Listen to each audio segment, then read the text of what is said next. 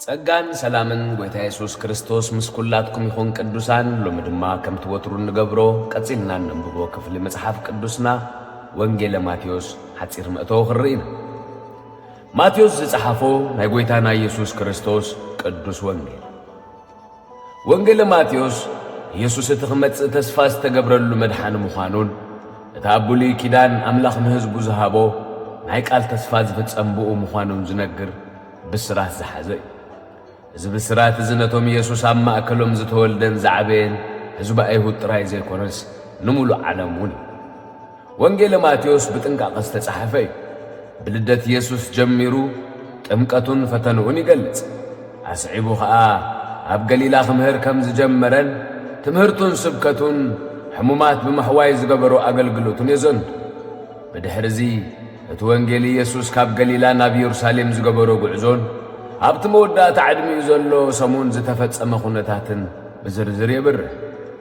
እዚ ኢየሱስ ሕጊ እግዚኣብሔር ንምትርጓም ስልጣን ዘለዎ ብዛዕባ መንግሥቲ ኣምላኽ ዝምህር ዓብዪ መምህር ምዃኑ ይገልጽ። መብዛሕትኡ ትምህርቱ በዞም ዝስዕቡ 5 ኣርእስተ ነገራት ዝተጠርነፈ እዩ። 1 ብዛዕባ እቶም መንግሥተ ሰማይ ዝወርሱ ጠባዮምን ግብሮምን መሰሎምን ናይ መወዳእታ ዕድሎምን ዝነግር ኣብ ደብረ ዘይት ዝተውሃበ ትምህርቲ ካብ ምዕራፍ 5 ክሳብ ምዕራፍ 7። ካልኣይ ነቶም ወንጌል ናብ ምስባኽ ዝተለኣኩ 12 ሃዋርያ ዝተውሃበ ትእዛዝ ምዕራፍ 10። ሳልሳይ ምሳሌታት ብዛዕባ መንግሥተ ሰማይን ምዕራፍ 13። ራብዓይ ወደ መዝሙር ምዃን ትርጉሙ እንታይ ከም ዝኾነ ዝገልጽ ምዕራፍ 18።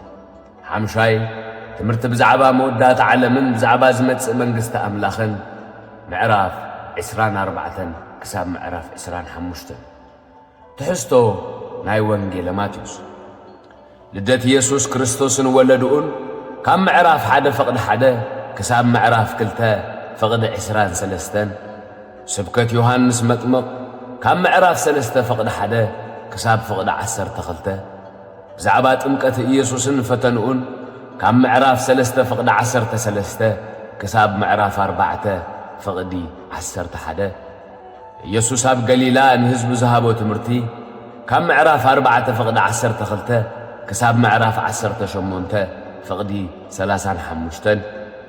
ካብ ገሊላ ናብ ኢየሩሳሌም ዝገበሮ ጉዕዞ ካብ ምዕራፍ 19 ፍቕዲ 1 ክሳብ ምዕራፍ 20 ፍቕዲ 34። ኣብ ኢየሩሳሌምን ከባቢኡን ዝሓለፈ መወዳእታ ሰሙን ካብ ምዕራፍ 21 ፍቕዲ 1 ክሳብ ምዕራፍ 27 ፍቕዲ 66። ጌታ ከም ዝተንስአን ደጊሙ ከም ዝተረኣየን ካብ ምዕራፍ 28 ፍቕዲ 1 ክሳብ ፍቕዲ 20።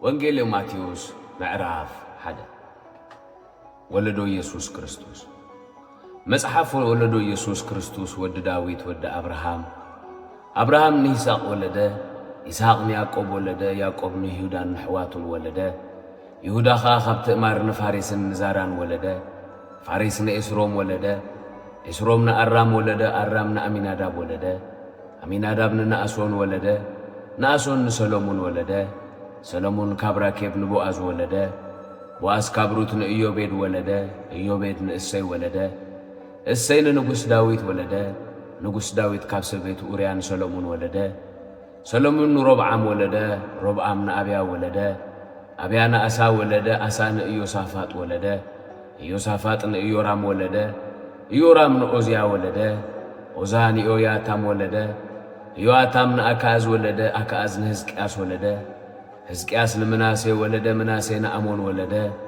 ኣሞን ንኢዮስያስ ወለደ፣ ኢዮስያስ ከዓ ብዘመን ምርኮ ባቢሎን ንኢኮንያን ንሕዋቱን ወለደ፣ ድሕሪ ምርኮ ባቢሎን ድማ ኢኮንያን ሰላትኤል ወለደ፣ ሰላትኤል ንዝሩባብኤል ወለደ፣ ዝሩባብኤል ንኣብዩድ ወለደ፣ ኣብዩድ ንኤልያቄም ወለደ፣ ኤልያቄም ንኣዛር ወለደ፣ ኣዛር ንሳዶቅ ወለደ፣ ሳዶቅ ንኣኪም ወለደ፣ ኣኪም ንኤልዩድ ወለደ፣ ኤልዩድ ንኣልኣዛር ወለደ፣ ኣልኣዛር ንማታን ወለደ፣ ማታን ንያዕቆብ ወለደ፣ ያዕቆብ ንዮሴፍ ሕፁይ ማርያም ወለደ፣ ካብኣ ድማ እቲ ክርስቶስ ዝበሃል ዘሎ ኢየሱስ ተወልደ።